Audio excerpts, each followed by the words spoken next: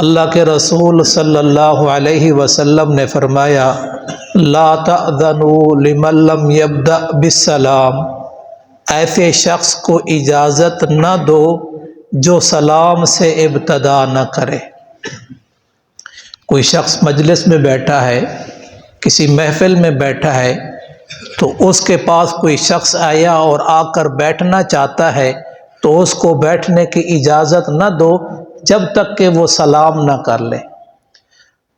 قرآن مجید کہتا ہے یا ایھا الذین آمنوا لا تدخلوا بیوتا غیر بیوتکم حتی تستأنسوا وتسلموا علی اہلہا، اے ایمان والو تم اپنے گھروں کے علاوہ کسی اور گھر میں داخل نہ ہو حتی تستأذنوا، یہاں تک کہ تم اجازت لو، وتسلموا علی اہلہا، اور ان کے رہنے والوں کو، گھر والوں کو السلام علیکم کہو۔ ایک صحابی اپنا واقعہ سناتے ہیں فدخلت ولم اسلم ولم استأذن، میں اللہ کے رسول صلی اللہ علیہ وسلم کے پاس آیا، میں نے سلام بھی نہیں کیا، اجازت بھی طلب نہیں کی، تو آقا صلی اللہ علیہ وسلم نے فرمایا ارجع، واپس جا، فقل السلام علیکم، السلام علیکم کہو، پھر اجازت طلب کرو، پھر داخل ہو۔ یہ روزمرہ کے معمولات ہیں، زندگی تو گزر رہی ہے، اگر پیارے آقا صلی اللہ علیہ وسلم کی سنت اور ترتیب پہ ہوگا تو ہمارا دین بنے گا۔ کل ایک جگہ جانے کا اتفاق ہوا، میرے 3 اساتذہ بھی ساتھ تھے، وہاں کوئی تقریباً 30,000 کا مجمع تھا۔ وہاں کے ایک عالم صاحب نے بڑی عجیب بات فرمائی، فرمایا جو روزمرہ کام کاج پہ نکلتے ہیں نا، ان کا کام اور کاج یہ بھی دین بن سکتا ہے۔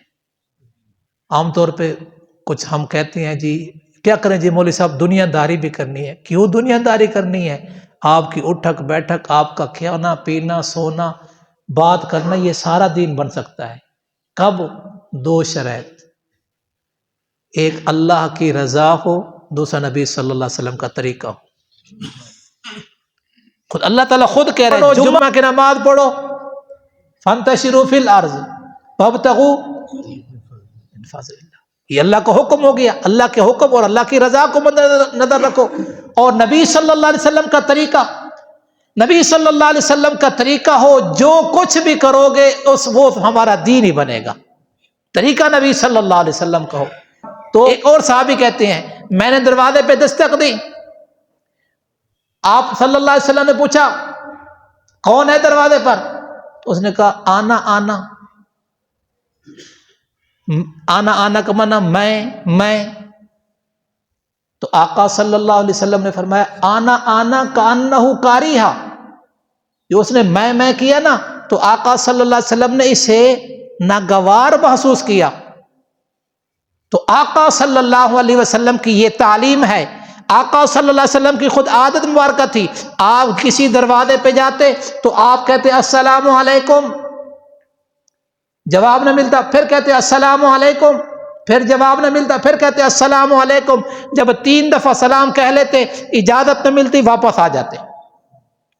ایک دفعہ ایسا ہوا کہ آقا صلی اللہ علیہ وسلم دروازے پہ پہنچے، آپ صلی اللہ علیہ وسلم نے السلام علیکم کہا، صحابی اندر کھڑے ہوئے تھے دروازے کے ساتھ، اس نے آہستہ کہا وعلیکم السلام، پھر آپ صلی اللہ علیہ وسلم نے پھر کہا السلام علیکم، اس نے پھر کہا وعلیکم السلام، پھر آپ صلی اللہ علیہ وسلم تیسری دفعہ السلام علیکم کہا، پھر اس نے ایسا سلام کیا، آپ نے سمجھا کہ شاید وہ گھر میں نہیں ہے، آپ واپس جانے لگے، اس نے دروازہ کھولا اور دوڑ کے آگے آ گیا۔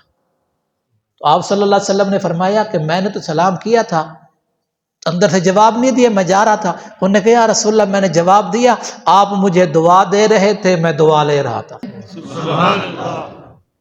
اور تیسری بات یہ بھی بہت قیمتی ہے، جیسے میں اپنے لیے پسند کرتا ہوں اپنے مسلمان بھائی کے لیے، میں نہیں چاہتا کہ میرا دروازہ گھر کا کھلا ہوا ہو اور کوئی بالکل گھر کے سامنے آ جائے، کوئی نہیں چاہتا، ہم میں سے کوئی نہیں چاہتا۔ آقا صلی اللہ علیہ وسلم کی تعلیم ہے، آقا صلی اللہ علیہ وسلم دروازے کے سامنے نہیں کھڑا ہوتے تھے، آواز دیتے تھے۔ آج کل اس کو یوں کہہ لے کہ 3 دفعہ بیل بجا لیں، لیکن ماشاءاللہ آج کل 3 دفعہ بیل ایسے بجاتے ہیں کہ وہ پہلی دفعہ 3 سے بھی بڑھ جاتی ہے، وہ ہاتھ نیچے ہٹاتے نہیں ہیں، پتہ نہیں چپک جاتا ہے خود بخود یا ویسے ہی۔ تو بیل بھی اس طرح دیں، انداز بھی اختیار کریں، کسی کو تکلیف بھی نہ ہو۔ آقا صلی اللہ علیہ وسلم سامنے نہیں کھڑا ہوتے تھے، سائڈ پہ کھڑے ہوتے تھے، السلام علیکم کہتے تھے، یا دروازے پہ دستک ہوتی تھی، صحابہ کرام ہوتے تھے، تو آقا صلی اللہ علیہ وسلم نے فرمایا اس شخص کو اجازت نہ دو جو سلام سے ابتدا